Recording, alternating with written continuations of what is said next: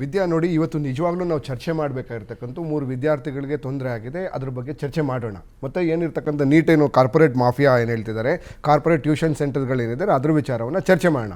ಇವತ್ತು ನಿಜವಾಗ್ಲೂ ಇವತ್ತು ಆಗಿರ್ತಕ್ಕಂಥ ಸಮಸ್ಯೆಗೆ ಯಾರು ಕಾರಣ, ಉತ್ತರದಾಯಿತ್ವ ಯಾರು, ಈ 22 ಲಕ್ಷ ಮಕ್ಕಳುಗಳಿಗೆ ನ್ಯಾಯ ಒದಗಿಸೋರು ಯಾರು? ಮತ್ತು ಕಳೆದ 4 ವರ್ಷದಲ್ಲಿ ಸುಮಾರು 100 ಮಕ್ಕಳುಗಳು, 100 ವಿದ್ಯಾರ್ಥಿಗಳು ನೀಟ್ ಆಸ್ಪಿರೆಂಟ್ಸು ಸೂಸೈಡ್ ಮಾಡ್ಕೊಂಡಿದ್ದಾರೆ. ಈ 100 ಜೀವಗಳಿಗೆ ಬೆಲೆ ಕೊಡೋರು ಯಾರು?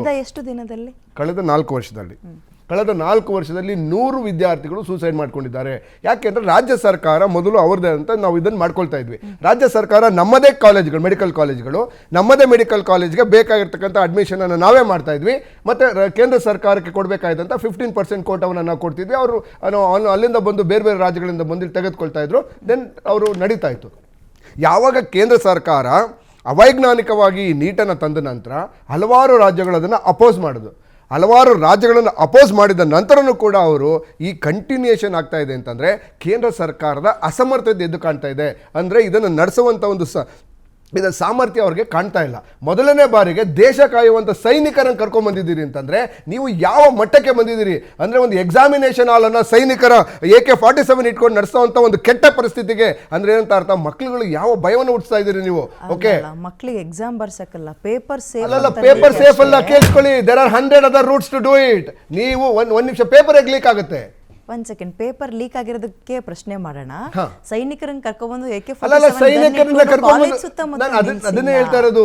ನಾನು ಕಾಲೇಜ್ಗಳಲ್ಲಿ ನೀವು AK-47 ಇಟ್ಕೊಂಡು ಬಂದು ನಿಂತ್ಕೊಂಡ್ರೆ ಮಕ್ಕಳು ಏನ್ ನಡೀತಾ ಇದೆ ಅಂತ ಅವ್ರಿಗೆ ಗೊಂದಲದಲ್ಲಿ ಬರೋದಿಲ್ವಾ? ನೀವು ಯಾವಾಗಲೂ ಒಂದು ಆಸ್ಪೆಕ್ಟ್ ಮಾತ್ರ ಯೋಚನೆ ಮಾಡಿ. ರಘು ಅವ್ರಿಗೆ ಫಸ್ಟ್ ಓಪನಿಂಗ್ ಕಾಮೆಂಟ್ ಅಂತ ತಗೊಳ್ಳಿಲ್ಲ. ರಘು ಅವರೇ ಅಂದ ತಕ್ಷಣ ನೀವೇ ಶುರು ಮಾಡ್ಬಿಟ್ರಿ. ಓಕೆ, ಏನೋ ಹೇಳ್ತಿದ್ರಿ ಅಂತ ಸುಮ್ಮನೆ. ಎಕ್ಸಾಕ್ಟ್ಲಿ ಟ್ರೂ ನೀವು ಹೇಳಿದ್ದು. ಕಳೆದ 4 ವರ್ಷದಲ್ಲಿ ನಂಬರ್ಸ್ ಹೇಳಿದ್ರೆ I am not dam sure 100 ಜನ ಇದಕ್ಕೆ ಸತ್ರ ಅಥವಾ ಏನಕ್ಕೆ ಅಂತ ನಾನು ನಂಬರ್ಸ್ ನ ಕಲೆ ಹಾಕ್ತೀನಿ.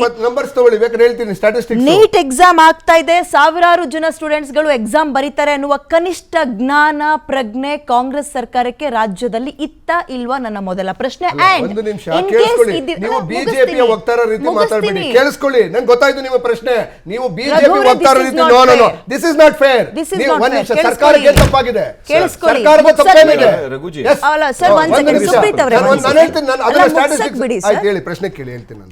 ಇಲ್ಲಿ ಬಿಜೆಪಿ ಕಾಂಗ್ರೆಸ್ ಅಲ್ಲ, ರಾಜ್ಯದಲ್ಲಿ ಕಾಂಗ್ರೆಸ್ ಇದೆ. ಕಾಂಗ್ರೆಸ್ ಸಮಾವೇಶ ಆಯ್ತು, ಟ್ರಾಫಿಕ್ ಜಾಮ್ ಆಯ್ತು. ಮುಗ್ಸಕ್ ಬಿಡಿ ಪ್ರಶ್ನೆನ. ನೀವು ನಿಮಗೆ ಉತ್ತರಕ್ಕೆ ನಾನು ಇಂಟರಪ್ಟ್ ಮಾಡಬಾರ್ದು ಅಂದ್ರೆ ಬಿಜೆಪಿ ವೈಫಲ್ಯದ ಬಗ್ಗೆ ಮಾತಾಡಿ, ಮೋದಿ ಅವರ ವೈಫಲ್ಯದ ಬಗ್ಗೆ ಮಾತಾಡಿ, ಧರ್ಮೇಂದ್ರ ಪ್ರಧಾನ್ ಅವರ ವೈಫಲ್ಯದ ಬಗ್ಗೆ ಮಾತಾಡಿ, ಸರ್ಕಾರದ ಆಮೇಲೆ ಮಾತಾಡಿ. ನನಗೆ ಜೋರು ಧ್ವನಿ ಇಲ್ಲ ಅಂತ ಅಲ್ಲ, ನೀವು ಮಾತಾಡಿ. ಅಲ್ಲ, ಜೋರು ಧ್ವನಿ ಎತ್ತೋದೇ ನಿಮ್ಗಿಲ್ಲ. ಮೋದಿ ಅವ್ರ ಬಗ್ಗೆ ತಾಕತ್ತಿದೆ, ಕೇಳ್ತೀನಿ ನಿಮಗೆ. ಆ ಧೈರ್ಯ ತಾಕತ್ತಿದ್ರೆ ಎತ್ತಿ. ಇವತ್ತು ಮೋದಿ ಅವರು ಕ್ರಿಟಿಸೈಸ್ ಮಾಡಿ ತಾಕತ್ತಿದ್ರೆ ನಿಮ್ಗೆ ಆ ಧೈರ್ಯ ಇಲ್ಲ. ನಿಮಗೆ ಪುಟ್ಟಿ ಅಥವಾ ಚಚ್ಚಿ ಮಾತಾಡೋಕೆ ನಿಮ್ಮ 10 ಪಟ್ಟು ನಾನು ಮಾತಾಡಿ ತಾಕತ್ತಿದ್ರು. ಮೋದಿಗೆ 56 ಇಂಚಿನ ಎದೆಗೆ ತಟ್ಟಿ ಕೇಳಿ ತಾಕತ್ತಿದ್ರು ಇವತ್ತು ನಿಮಗೆ.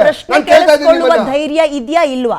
ಆ ಧೈರ್ಯದ ಮೇಲೆ ಕೇಳ್ತಾ ಇದ್ದೀನಿ. ಫಸ್ಟ್ ಧೈರ್ಯ ಇಲ್ಲ ಅಂದ್ರೆ ರಾಜ್ಯ ಸರ್ಕಾರ ಕೇಂದ್ರ ಸರ್ಕಾರವನ್ನ ಫಸ್ಟ್ ಪ್ರಶ್ನೆ ಮಾಡಿ. ಲಿಸನ್ ಟು ಮೀ, ಕೇಳಿಸ್ಕೊಳ್ಳಿ. ಕೇಂದ್ರ ಸರ್ಕಾರ ಪ್ರಶ್ನೆ ಮಾಡಿ ಫಸ್ಟ್. ಎಕ್ಸಾಮ್ ನಡೀತಾ 100 ವರ್ಷ 100 ಜೀವಗಳಿಗೆ ಪ್ರಶ್ನೆ ಕೇಳಿಸ್ಕೊಳ್ಳಿ. ನಾನು ಇನ್ನೂ ಮುಗಿಸಿಲ್ಲ. ಎಕ್ಸಾಮ್ ನಡೀತಾ ಇದೆ ಅನ್ನುವ ಪ್ರಜ್ಞೆ ನಿಮಗಿದ್ದಿದ್ರೆ ಟ್ರಾಫಿಕ್ ಜಾಮ್ ನ ಕಂಟ್ರೋಲಿಗೆ ತಗೊಳ್ತಾ ಇದ್ರಿ, ಆರ್ ಎಲ್ಸ್ ಇನ್ನೊಂದು ದಿನ ಕಾರ್ಯಕ್ರಮವನ್ನ ಇಟ್ಕೊಳ್ತಾ ಇದ್ರಿ, ಇಲ್ಲ 2-3 ಗಂಟೆ ಪೋಸ್ಟ್ ಪೋನ್ ಮಾಡ್ಕೊಳ್ತಾ ಇದ್ರಿ. Very simple. ಹಾಗಾದ್ರೆ ನಿಮ್ಮ ತಪ್ಪಿಲ್ವಾ? ಬಿಜೆಪಿ ತಪ್ಪಿಲ್ಲ ಅಂತ ನಾನು ಹೇಳ್ತಾ ಇಲ್ಲ. 10 ಜನರ ಸಾವಿಗೆ ಬಿಜೆಪಿ ಕಾರಣ.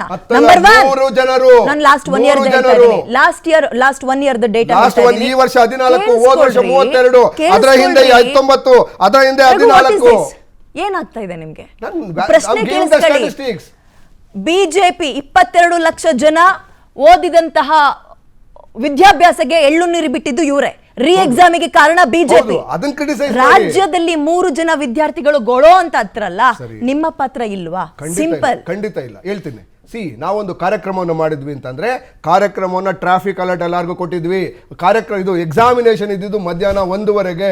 ಯಾವುದೇ ಒಂದು ಸ್ಟೂಡೆಂಟ್ ಮಾನ್ಯ ಪ್ರಿಯಾಂಕ್ ಖರ್ಗೆ ಅವರು ಕ್ಲಿಯರ್ ಆಗಿ ಹೇಳಿದ್ದಾರೆ. ಓಕೆ, ನಾನು ಒಬ್ಬ ನನ್ನ ಮಕ್ಕಳು ಕೂಡ ಹೋಗ್ತಾ ಇದ್ದಾರೆ. ಹೇಳ್ತೀನಿ, ಕೇಳಿಸ್ಕೊಳ್ಳಿ ಪ್ಲೀಸ್. ಮಾತಾಡಕ್ ಬಿಡಿ. 1 ನಿಮಿಷ. ಸಬೂಬ್ ಕೊಡೋದಲ್ಲ, 1 ನಿಮಿಷ. ನೀವು ಪ್ರಶ್ನೆ ಪ್ರಾಬ್ಲಮ್ ಆಗಿರೋದು ನಿಮ್ಮ ಕಾರ್ಯಕ್ರಮ ಎಲ್ಲಿ ನಡೀತಾ ಇತ್ತು? ಆ ಸುತ್ತಮುತ್ತ ಕಾಲೇಜಿನಲ್ಲಿ. ಕೇಳಿಸ್ಕೊಳ್ಳಿ, ಪ್ರಶ್ನೆಗೆ ಉತ್ತರ ಬೇಕಾ ಬೇಡವಾ? ಅಲ್ಲ, ನೀವು ಉತ್ತರ ಡೈವರ್ಟ್ ಮಾಡೋದಲ್ಲ. ಡೈವರ್ಟ್ ಮಾಡ್ತಾ ಇಲ್ಲ. ನೀವು ಡೈವರ್ಟ್ ಪ್ರಶ್ನೆ ಮಾಡೋದಲ್ಲ. ಕೇಳಿದಿರಿ, ನೀವು ಒಂದ್ ನಿಮಿಷ, ನೀವು ಪ್ರಶ್ನೆ ಕೇಳಿದಿರಿ, ನಿಮ್ಮ ಪ್ರಶ್ನೆಗೆ ನಿಮ್ಮ ರೀತಿ ಉತ್ತರ ಕೊಡಕ್ ಬಂದಿಲ್ಲ ನಾನು. ನನ್ನ ರೀತಿ ಯಾರು ಕೊಡ್ಬೇಡ್ರಿ, ವಿದ್ಯಾರ್ಥಿಗಳ ಪರವಾಗಿ ಕೊಡ್ರಿ. ಹೇಳ್ತೀನಿ ಕೇಳಿಸ್ಕೊಳ್ಳಿ. ನೋಡಿ, ಏನ್ ಕಾಂಗ್ರೆಸ್ನವರೆಲ್ಲ ರಾಜೀನಾಮೆ ಕೊಡ್ತಾ ಇದ್ರಾ? ಕಾರ್ಯಕ್ರಮ ಮುಂದಕ್ಕೆ ಹಾಕಿದ್ರೆ ಉತ್ತರ ಬೇಕಾ? ಅಧ್ಯಕ್ಷರದ್ದು ವ್ಯಾಲಿಡಿಟಿ ಮುಗ್ದೋಗ್ತಾ ಇತ್ತಾ? ಉತ್ತರ ಕೇಳಿಸ್ಕೊಳ್ಳಿ.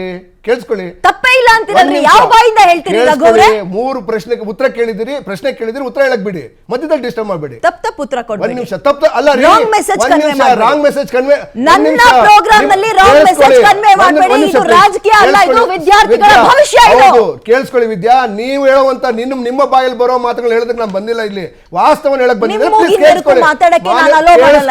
ಒಂದ್ ನಿಮಿಷ, ನಿಮ್ಮ ಮೂಗಿನ ನೇರಕ್ಕೆ ಮಾತಾಡಕ್ಕೆ ನಾನು ಅಲೋ ಮಾಡಲ್ಲ. ನನ್ನ ಮೂಗಿನ ನೇರಕ್ಕೆ ಕೇಳಕ್ಕೆ ಬಂದಿರೋದು ನಾನು, ನಿಮ್ಮ ಮೂಗಿನ ನೇರಕ್ಕೆ ಉತ್ತರ ಕೊಡಕ್ಕೆ ಬಂದಿಲ್ಲ ನಾನು ಇಲ್ಲಿ. ನಿಮ್ಮ ಮೂಗಿನ ನೇರಕ್ಕೆ ವಿದ್ಯಾರ್ಥಿಗಳ ಭವಿಷ್ಯ ಹಾಳಾಗಬೇಕೇನ್ರಿ? ಅಲ್ಲ, ಕೇಳಿಸ್ಕೊಳ್ಳಿ, ಉತ್ತರ ಕೇಳಕ್ ಕೊಡಿ, ಆಮೇಲೆ ಮಾತಾಡಿ. ಫಸ್ಟ್ ಉತ್ತರ ಹೇಳಕ್ ಬಿಡಿ.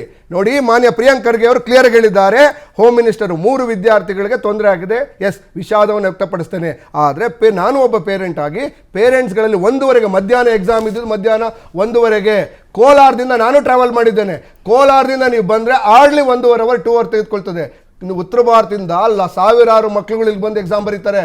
ಓಕೆ, ಇಲ್ಲಿ ಈ ಸರಿ ಎಕ್ಸಾಮಿನ ಸ್ಟ್ಯಾಟಿಸ್ಟಿಕ್ಸ್ ಗೊತ್ತಾ ನಿಮಗೆ? ನೀಟಲ್ಲಿ ಬರೆದಿ 1.45 ಲಕ್ಷ ಸ್ಟೂಡೆಂಟ್ಸ್ ಅಲ್ಲಿ 93% ಮಾತ್ರ ಈ ಸರಿ ಬರೆದಿದ್ದಾರೆ. ಸರಿ ಸುಮಾರು 12,000 ಮಕ್ಕಳು ಅಬ್ಸೆಂಟ್ ಆಗಿದ್ದಾರೆ. ಯಾಕೆ ಅಬ್ಸೆಂಟ್ ಆದ್ರು ಕೇಳಿ.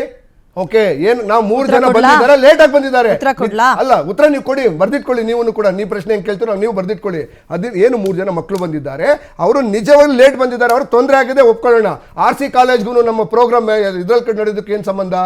ಈಗ ಮೆಟ್ರೋ ಇದೆ, ಕೇಳಿಸ್ಕೊಳ್ಳಿ, ಮೆಟ್ರೋ ಇದೆ. ಮಾಗಡಿಯಿಂದ ಬರೋದಕ್ಕೆ 1 ಅವರ್ ಸಾಕು. ನಾನು ಮಾಗಡಿನವನೇ. ಓಕೆ, ರಾಮನಗರ ಜಿಲ್ಲೆ ನಂದು, ಬಿಡ್ದಿ. ಓಕೆ, ನಾನು ಪ್ರತಿದಿನ ಟ್ರಾವೆಲ್ ಮಾಡ್ತಿದ್ದೆ ಮೊದಲು. ಸೊ ನಾನು ಏನು ಕೇಳ್ತಿದ್ದೀನಿ ಅಂತಂದರೆ, ನಾನು ವಿದ್ಯಾರ್ಥಿ ಆಗೇ ಬಂದಿರತಕ್ಕಂಥ ಈ ಜಾಗಕ್ಕೆ ವಿದ್ಯಾರ್ಥಿಯ ಕಷ್ಟವನ್ನು ನಾನು ಅನುಭವಿಸಿದ್ದೇನೆ. ನಾನು BMTC ಬಸ್ಸಲ್ಲೇ ನಡೀತಿದ್ದೆ, KSRTC ಬಸ್ಸಲ್ಲೇ ಟ್ರಾವೆಲ್ ಮಾಡ್ತಿದ್ದೆ.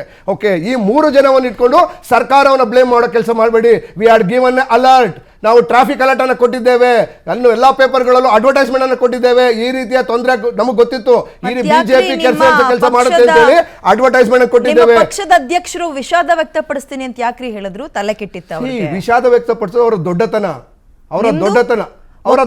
ಸಣ್ಣತನವ. ಯಾರು? ಗೃಹ ಮಂತ್ರಿಗಳದ್ದು ಸಣ್ಣತನವ ಅಲ್ಲ. ಕೇಳಿಸ್ಕೊಳ್ಳಿ, ಅವರ ದೊಡ್ಡತನ, ಇವ್ರದ್ದು ವಾಸ್ತವ, ಎರಡೂ ಸೇಮೇ ಇದೆ. ವಾಸ್ತವನ ಅರ್ಥ ಮಾಡ್ಕೊಳ್ಳೋದನ್ನ ಬಿಟ್ಟು ನೀವು ನಾನು ಕೇಳ್ತಾ ಇದ್ದೀನಿ, ನಿಮಗೆ ಮೋದಿ ಅವರನ್ನ ಕ್ರಿಟಿಸೈಸ್ ಮಾಡೋ ನಿಮ್ಗೆ ತಾಕತ್ ತೋರಿಸಿ ಫಸ್ಟ್. ಯಾವ್ದ್ರಿ ಮೋದಿ ಅವರಿಗೆ? ಕೇಳಿ, ಈ 22 ಲಕ್ಷ ಮಕ್ಕಳ ಭವಿಷ್ಯ ಹಾಳಾಗ್ತಲ್ಲ. ಎಷ್ಟು ಜನ ಸರಿ ಸುಮಾರು ಇದೇ ವಿಚಾರಕ್ಕೆ ನಿಮ್ಮನ್ನ ಎಲ್ಲಾ ಮಾಧ್ಯಮದವರು, ಕರ್ನಾಟಕ ಮಾಧ್ಯಮದವರು ಎಷ್ಟು ಸಲ ಪ್ಯಾನೆಲ್ ಕರೆದಿಲ್ಲ ನಿಮ್ಮ ಕಾಂಗ್ರೆಸ್ನವ್ರನ್ನ? ನೀವು ಬಂದು ಪ್ಯಾನೆಲ್ ಅಟೆಂಡ್ ಮಾಡಿಲ್ವಾ? ಯಾವ ಬಾಯಿಂದ ಹೇಳ್ತೀರಿ ನೀವು?